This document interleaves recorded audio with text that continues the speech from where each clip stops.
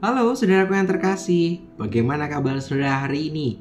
Kita berjumpa lagi di dalam renungan harian GKI Sangkra, tepat di akhir pekan ini, hari Sabtu, tanggal 9 Juli 2022. Mari saudara, dimanapun saat ini saudara berada, kita akan menyatukan hati kita untuk menerima sapaan sabda dari Tuhan. Kita berdoa. Tuhan yang baik, kami mengucap syukur dan menyambut cinta kasih-Mu yang terus Engkau perbarui. Dan Tuhan, biarlah cinta kasih yang boleh kami terima ini boleh berkembang, boleh berbuah menjadi sebuah pengalaman iman, sehingga kami dimampukan Tuhan juga untuk menjadi pewarta cinta kasih-Nya Tuhan. Untuk itu Tuhan, berkatilah setiap kami, berikan kami hikmat supaya kami dapat mengenali firman-Mu dan kami juga dapat melakukannya di dalam kehidupan kami sehari-hari. Terima kasih ya Bapa, di dalam nama-Mu kami boleh berdoa dan mengucap syukur. Haleluya. Amin. Saudaraku yang terkasih, mari kita bersama-sama membuka Alkitab kita dari Yohanes pasalnya yang ketiga, ayatnya yang ke-16 dan yang ke-17. Yohanes pasal yang ketiga, ayat yang ke-16 sampai dengan 17.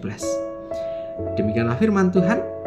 Karena begitu besar kasih Allah akan dunia ini, sehingga Ia telah mengaruniakan anaknya yang tunggal, supaya setiap orang yang percaya kepadanya tidak binasa, melainkan beroleh hidup yang kekal. Sebab Allah mengutus anaknya ke dalam dunia bukan untuk menghakimi dunia, melainkan untuk menyelamatkannya oleh Dia. Berbahagialah setiap kita yang bukan hanya mau membacanya, tapi juga mau menggumulkan dan melakukan firman ini di dalam kehidupan kita sehari-hari. Amin. Saudara yang terkasih, di dalam pembacaan kita melihat bagaimana salah satu bagian dari percakapan antara Nikodemus dengan Yesus. Siapa Nikodemus tersebut? Ya, di dalam bacaan kita, di dalam Yohanes pasal yang ketiga di awal dikatakan bahwa Nikodemus adalah seorang Farisi, seorang pemimpin agama Yahudi. Ketika kita mendengar siapa Nikodemus dan apa perannya, pasti kita membayangkan bahwa ia juga termasuk golongan orang yang tidak suka dengan kehadirannya Yesus.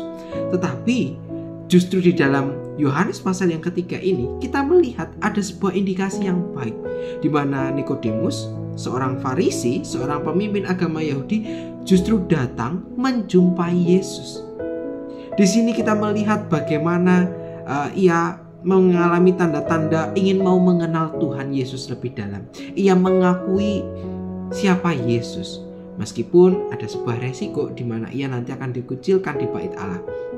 Namun Allah memberikan peneguhan iman kepadanya dengan ia memberikan gambaran dirinya, memberikan gambaran diri kepada Nikodemus seperti yang telah kita baca, bahwa karena kasih yang begitu besar, ia diutus Sang Bapa untuk hadir ke dalam dunia supaya setiap orang yang percaya tidak mendapatkan hukuman, tidak akan binasa, tetapi menoleh hidup yang kekal.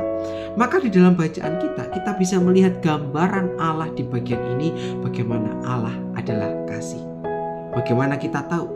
Ketika kita kemudian melihat di ayat 16, bukankah ini memperlihatkan bagaimana cinta kasih Allah kepada dunia yang berdosa ini dengan cara ia mau turun ke dunia.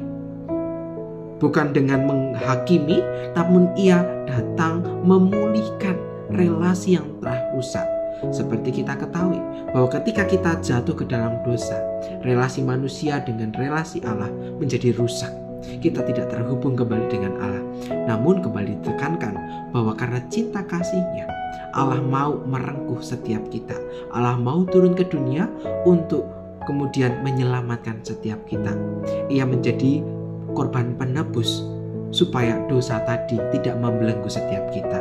Bahkan dikatakan ketika Allah datang ke dunia, Dia tidak datang untuk menghakimi, namun Ia memberikan seruan pertobatan supaya setiap orang yang ditegur oleh Tuhan mengalami pertobatan, ia benar-benar mengalami perubahan hidup sehingga ia dapat merespon kasih yang Allah berikan. Bagian ini secara tidak langsung juga memberikan peneguhan kepada Nikodemus yang sedang mengalami keraguan. Mungkin ia mengalami keraguan karena ada lingkungan yang membuat ia harus berbuat demikian. Tetapi Yesus berkata di ayat 16 dan ke-17 sebagai sebuah seruan kepada Nikodemus bagaimana kasih Allah boleh terjadi. Kasih Allah itu begitu terbuka kepada siapapun tanpa terkecuali. Bukankah kasih yang terbuka ini juga menunjukkan bagaimana kasih Allah itu ternyata diberikan kepada semua orang tanpa terkecuali. Allah telah memberikan wajahnya kepada setiap kita untuk kemudian kita boleh menjadi percaya akan cinta kasih yang Tuhan berikan.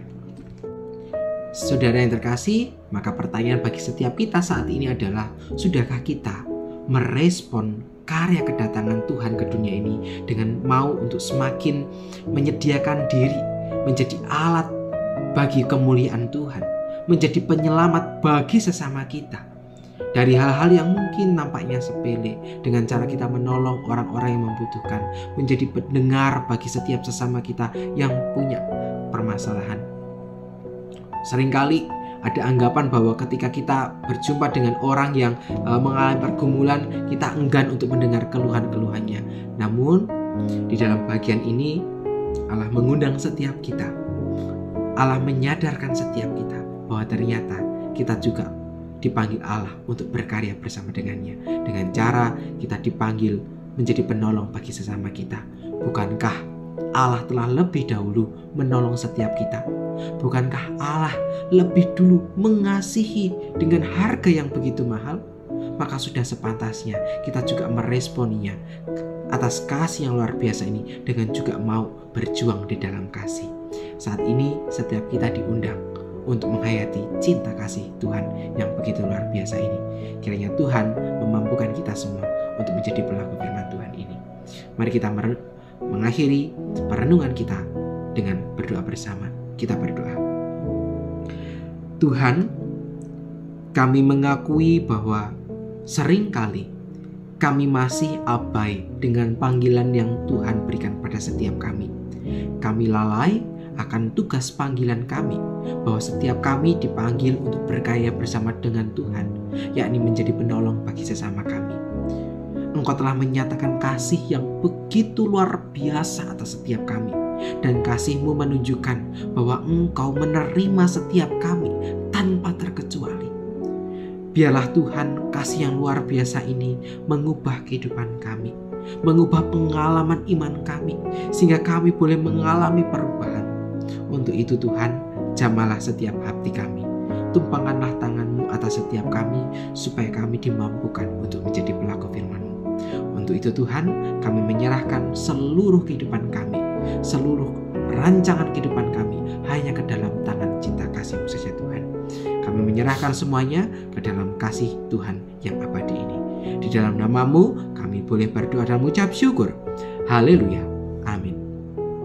Saudara yang terkasih, demikianlah perenungan kita pada hari ini.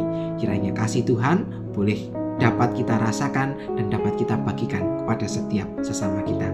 Tuhan memanggil saudara untuk menyatakan kasih kepada dunia ini. Selamat berakhir pekan, selamat berlibur bersama dengan keluarga dimanapun saat ini saudara berada. Tetap berhati-hati dan menjaga prokes sebab pandemi belum usai. Selamat melanjutkan aktivitas, Tuhan memberkati saudara. Sampai jumpa.